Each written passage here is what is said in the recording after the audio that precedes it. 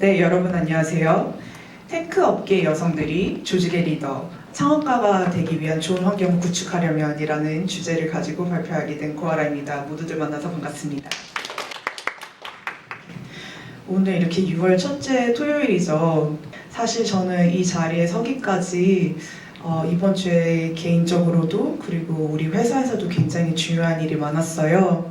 그래서 사실은 시간이 옮겨지게 된 것도 그런 이유인데요. 제가 그럼에도 불구하고 저는 이 여러분들과의 만남을 굉장히 중요하게 생각해서 이 자리가 굉장히 특별하게 느껴집니다. 그 이유는 제가 또 발표하면서 말씀드리도록 할게요. 여러분 지금 이제 많은 분들이 이 테크 업계에 계실 거예요, 그렇죠? 그럼 우리 테크 업계의 특징이라고 하면 이렇게 끊임없는 기술 변화, 그래서 또 초과목 근무를 하게 되고 그리고 높은 이직률, 그렇기 때문에 남자가 많습니다. 혹시 저를 찾아보실 수 있나요? 이렇게 다수의 남자들 사이에서 저는 이제 여성으로 일을 했습니다. 그렇기 때문에 저는 이 자리에서 여러분들께 저의 경험을 같이 공유를 하고 싶었어요. 네, 저는 현재 협력자, 지지자라는 뜻을 가진 LI CEO 고아라입니다. 저는 이전에 현대자동차, 여기 캐피코라고 하죠. 그 자동차 부품 회사가 예전에 일본 미쓰비시, 독일 보쉬 합작회사였어요.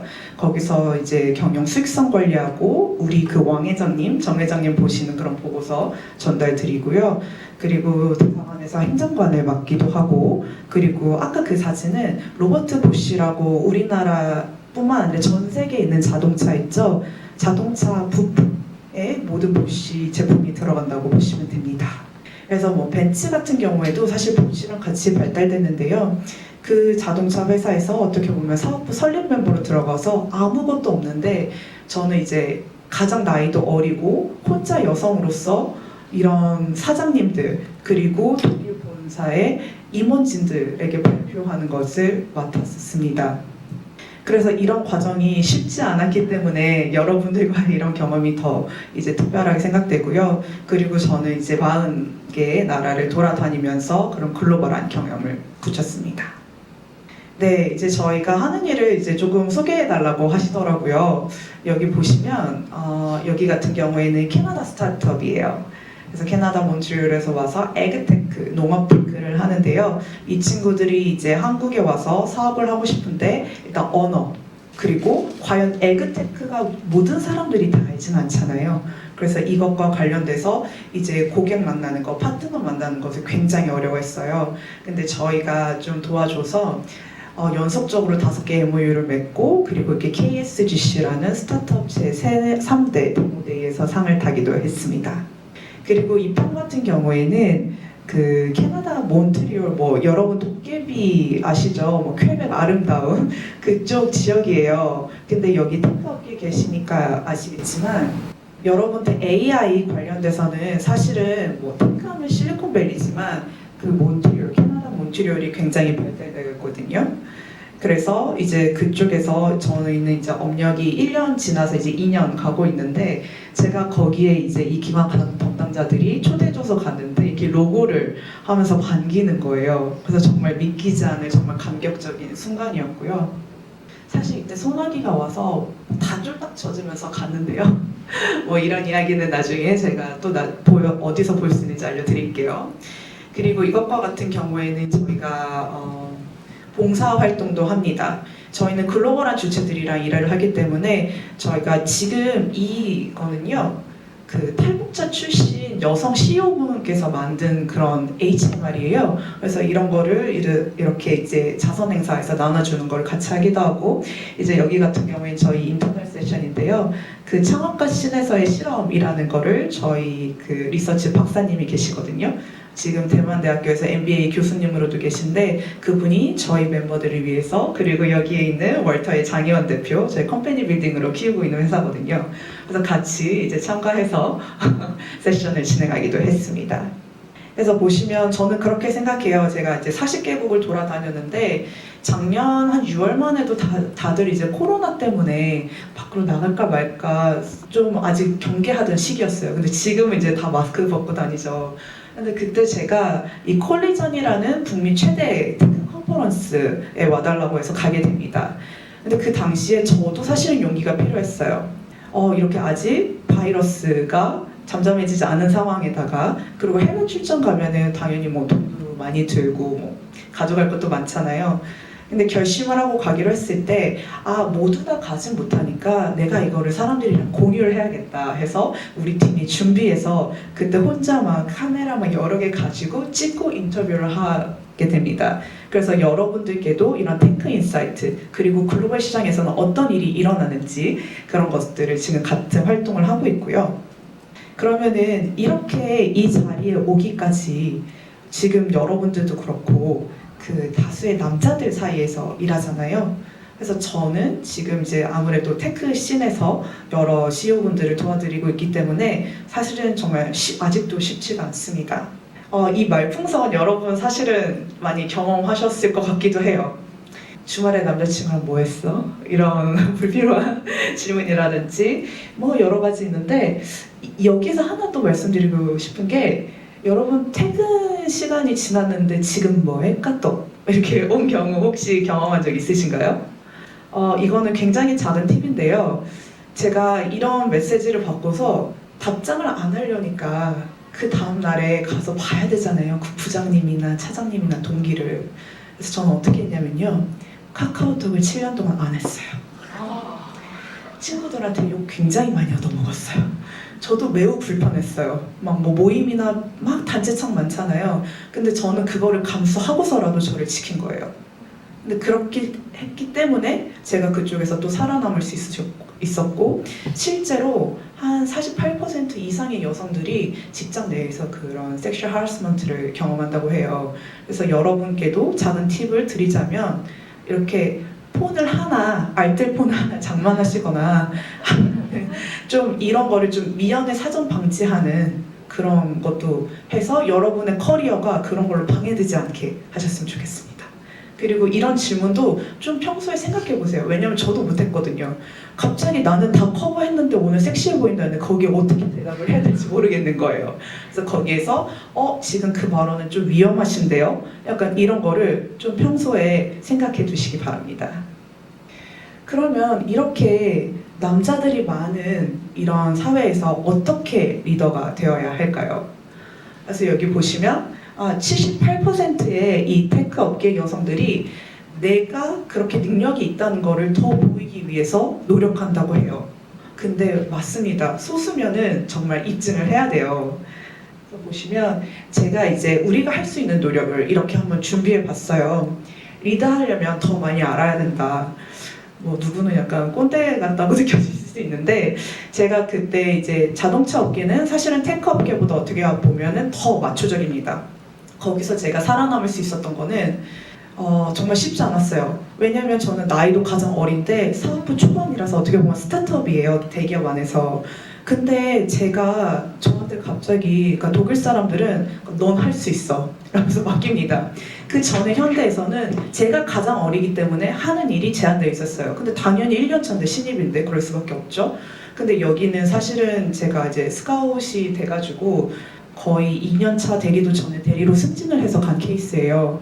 근데 여기서 저한테 바로 독일 본사 임원진한테 보고를 하라 그러고 여기 생산부서, R&D 부서, 품질부서 여기 부장님들 다 모시고 아무것도 없는 상태에서 저한테 사업 셋업을 하라는 거예요. 너무 어렵잖아요. 제가 자동차에서 모르고 이 물류, 품질 프로세스 어떻게 알아요? 그래서 주말마다 정말 공부했어요.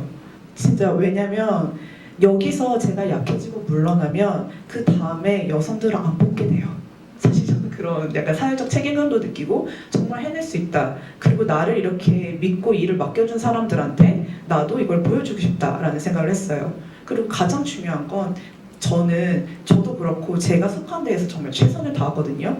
이 성장을 위해서는 물론 쉽지는 않지만 내가 더 알아가야겠다 해서 공부를 했고요. 그렇기 때문에 지금 여러분들이 상대방이 존중해 주기를 바라잖아요. 내가 거기에 대해서 정말 잘 알고 대답하고 리드해 줄 수 있으면 그분들이 내가 아무리 어려 보이고 키가 작고 왜소해 보여도 결코 우리를 무시할 수 없습니다.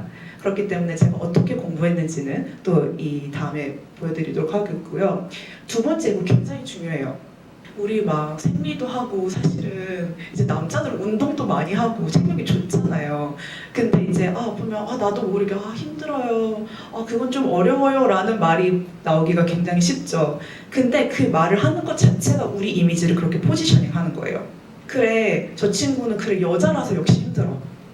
우리 이제 소규모 팀 짤 때도 웬만하면 그냥 남자들이랑 했으면 좋겠어. 이런 거를 우리 스스로도 그렇지 않게 바꿔나가야 되거든요.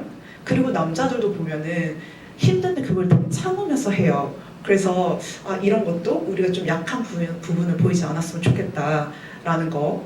그리고 세 번째로는 육아 휴직 때도 교류 놓지 않기. 그러니까 아마 여기는 아직 미혼인 분들이 많으실 거예요. 저도 마찬가지고. 근데 제가 최근에 어떤 경험을 했냐면요. 저희 리서치 팀이 있어요. 우리 헤드 리서처분이 새 아이의 엄마입니다. 최근에 셋째 딸을 순산하셨어요. 근데 헤드 리서처잖아요. 이분이 출산하러 가셨잖아요. 멈춰요. 우리는 지금 대기업도 아니라 이렇게 인원이 많지 않아요. 근데 저도 여성이지만 딱 이 일이 일어나고 나니까 정말 깜깜하고 먹먹하고 다른 멤버들은 다 기다려야 되는 상황이 되더라고요. 그래서 저도 스스로 여성인데도 불구하고 정말 쉽지 않다.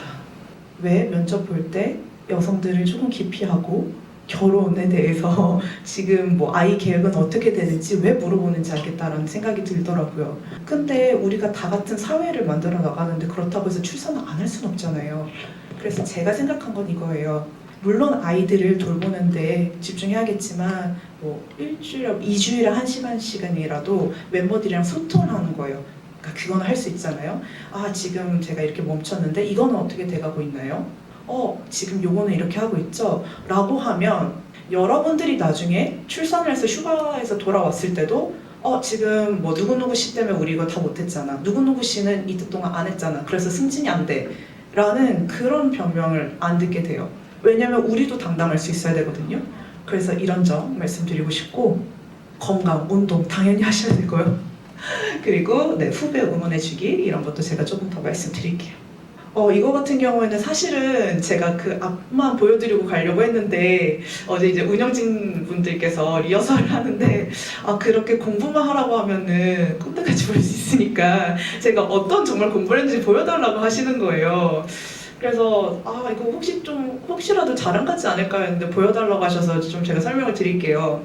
저는 경영을 공부한 사람이에요. 그래서 사실 테크업계에 대해서 많이 몰라요. 근데 제가 그 자동차 업계에서 그렇게 새벽 2시까지 뭐 설날, 추석 다 일을 했어도 하나 제가 게을리하지 않았던 거는 주말에 신문 펼쳐서 어떤 일이 일어나고 있는지, 전기자동차, 뭐 AI 이런 게 나오고 있는데 지금 흐름은 어떻게 되고 있는지를 계속 트래킹했던 거거든요. 그래서 지금도 사실은 제가 이 회사를 설립하게 된 거는 테크 CEO 분들께서 찾아오셨어요. 고아라 대표님, 저는 CTO가 되고 싶습니다. 네? 그게 무슨 말씀이신가요? 저희에게 뭐 지분이라든지 조건 다 알려주세요 이러시는 거예요.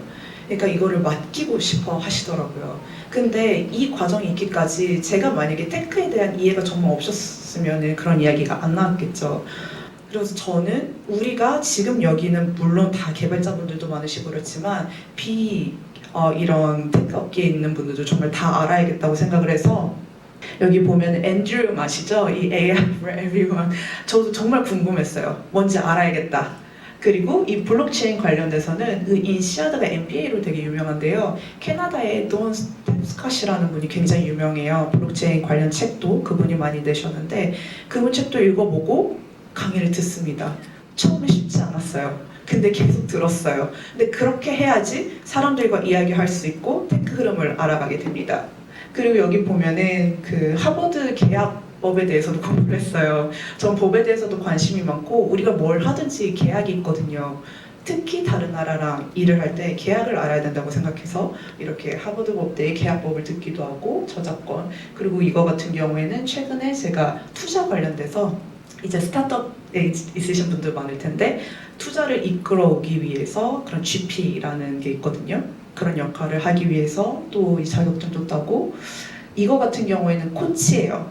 그 여러분들 뭐 회사나 아니면 스타트업 계신 분들은 코칭 많이 받으실 거예요. 멘토링 코칭.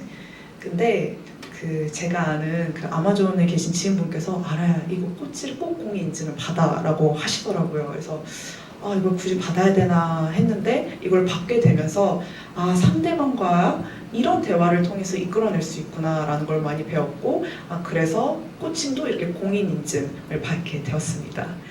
사실은 잠을 많이 못 자요. 근데 그만큼 우리 멤버들 그리고 저희가 다른 분들한테 가치를 줄 수 있다면 이것이 저는 정말 가치가 있다고 믿기 때문에 이렇게 진행을 하고 있고요. 여기 보시면 2019년, 20년, 22년, 23년이죠. 21년이 비었죠. 네, 2021년에 이런 것을 했습니다. 그러니까 여러분께서 그러실 거예요. 저 연사자는 누군데 테크 업계의 여성으로서 이렇게 이야기를 하지라고 하실 수도 있는데요. 사실 제가 한 3, 4년 전인가요? AR, VR 쪽에 굉장히 시장성이 보이더라고요. 그래서 저희 외삼촌께 여쭤봤어요. 그러니까 삼촌이 실리콘밸리에 계셔서 삼촌 이거 AR, VR 쪽에 굉장히 시장성이 보이는데 이랬더니 알아야 그게 메타버스야 라고 하시더라고요. 그래서 그때부터 저는 팠어요. 그래서 사실은 제 처음 사업 아이템은 메타버스 기반한 그런 플랫폼인데요. 그때만 해도 다들 무슨 버스? 그런 거 온라인에서 안 돼요 이랬었어요. 근데 제가 이거를 하나하나 보여주고 나니까 너도 나도 뭐 그런 버스 안 된다고 하셨던 분이 막 도메인을 따지 않나. 그리고 메타버스가 빵 터졌을 때 막 전화 오게 되죠. 근데 아무튼 저는 이거를 직접 해보고 싶어서 저는 개발의 기억자도 모르는 사람인데요. C샵으로 바로 건너뛰어가서 이 개발자 친구들이랑요 유니티 기반의 이런 프로젝트를 만들게 되고 그리고 저는 이제 스페셜이라는 그런 메타버스 공간이 있어요. 저는 이거를 예전부터 되게 관심 있게 봐왔기 때문에 지금 이제 다리가 있습니다. 이진아 씨가 이제 한 건데 여기에 개발자 친구들한테 이 플랫폼을 소개시켜주면서 우리 이 안에서 메타버스 안에서 회의를 하자 하면서 진행했던 그런 경험이 있습니다. 네, 크리스마스 때도 이렇게 프로젝트를 했었고요. 그리고 이거는 이제 CES예요. 여러분 CES 한 번쯤 들어보셨죠? 매년 1월에 라스베가스에서 열리는 가장 큰 가전 박람회인데요. 테크 흐름을 알려면 이곳에서 정말 경험을 해야 됩니다. 그리고 제가 왜 메타버스 다음에 이걸 보여드렸냐? 다들 이래요. 이제 메타버스 다 끝난 거 아니야? 근데 과연 정말 그 사람들이 그걸 알고 이야기하는 걸까요? 저는 여기에 갔을 때 딱 두 가지였어요. 하나는 전기자동차, 하나는 메타버스였어요. 모든 이런 기업들이 왜냐면 우리가 지금 기술이 발전하고 거리를 좁히기 위해서 많은 것을 하고 있잖아요. 그래서 그냥 메타버스 단어라는 거는 식상해질 수도 있어요. 근데 하지만 정말 실질적으로는 계속 일어나고 있다는 거. 그래서 여러분도 내가 직접 경험하고 전문이 있다면 다른 사람들 노이즈를 걸을 수 있게 돼요. 그래서 이런 점도 좀 여러분들이 한번 같이 경험해 보셨으면 좋겠습니다. 그리고 이거는 좀 여성들이 서로 도우며 이끌어줬으면 좋겠다는 거를 말씀드리고 싶어요. 중국인들이나 유태인들이 해외에 가서 성공하는 이유가 그들끼리 끌어줘서라고 하잖아요. 그래서 그들이 사업이 번창하고 더 많아지고 근데 이 테크 업계에서의 여성들도 서로 사실은 동지입니다. 그래서 저는 제가 그렇게 혼자 어린 여성으로 일해왔던 게 굉장히 쉽지 않았어요. 그렇기 때문에 인턴들이 오면 저도 모르게 조언을 해줬나 봐요. 사실 제가 이 이메일을 받고 깜짝 놀랐었어요, 작년에. 갑자기 누구누구였습니다. 너무 감사했습니다. 사실 이 부분에 좀 잘린 부분이 많은데 그 친구가 사실 좀 위험한 상황까지 갔었나 봐요. 근데 제가 해줬던 조언이 이렇게 사람의 방향에 영향을 끼칠 수 있다니. 그리고 사실 저는요 이 자리가 2013년 때부터인가요? 그때 마음에 담았던 그런 소원을 이루는 자리예요. 왜냐면 저는 이 한 분 한 분들이 다 소중하거든요. 왜냐면 정말 많은 것을 겪었어요. 저도 정신적, 체력적으로 굉장히 힘들었기 때문에 이런 경험을 나는 경험했는데 내 뒤에 사람들은 경험하지 않았으면 좋겠다. 아니면 감사합니다. 조금이라도 덜 아팠으면 좋겠다 라는 생각이 있었어요. 그래서 이제 제 개인적으로도 중요한 일이 있었는데 여러분 앞에 서게 되었고 우리 같이 서로 이끌면서 나아갔으면 좋겠습니다. 네, 좀 넘어갈게요. 네. 기업 기반으로서 개인 말고 좀 어떻게 하면 좋을까도 한번 준비를 해봤어요. 여기에 지금 파트타임 전환율 높이기를 제가 한번 썼어요. 이거는 제가 독일 기업에서 있을 때 경험을 한 건데요. 우리나라는 보통 풀타임 아니면 우리가 뭐 알바, 뭐 편의점에서 알바 이런 거 아니면 파트타임이 거의 없어요.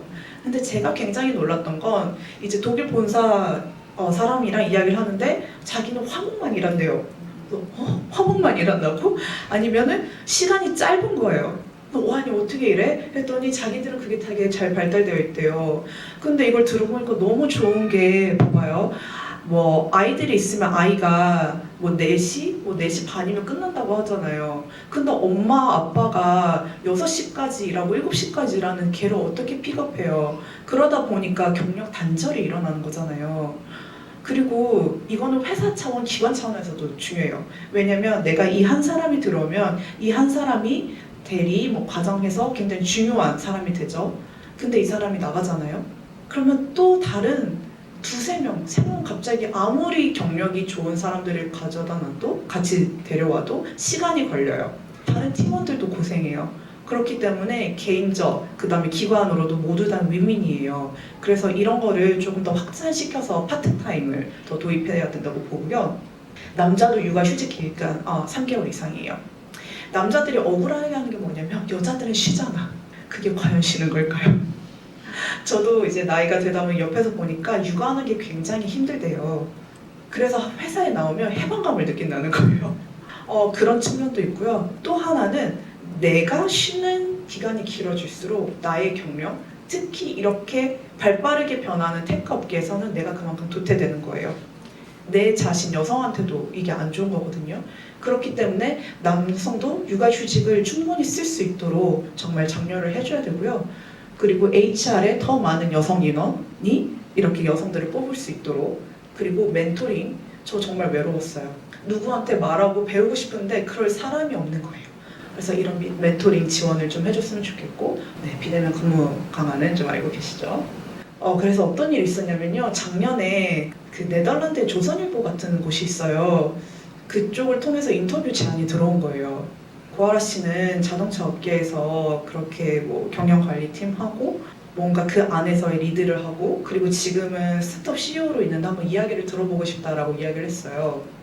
그래서 그래 한번 하자라고 해서 이제 경험을 나눴어요. 우리가 어떻게 해야지 여성도 일하기 좋은 환경을 구축하고 그리고 이게 결국엔 저출산율로 사실 이어지는 거잖아요. 그래서 어떻게 저출산율을 이제 벗어날 수 있을지.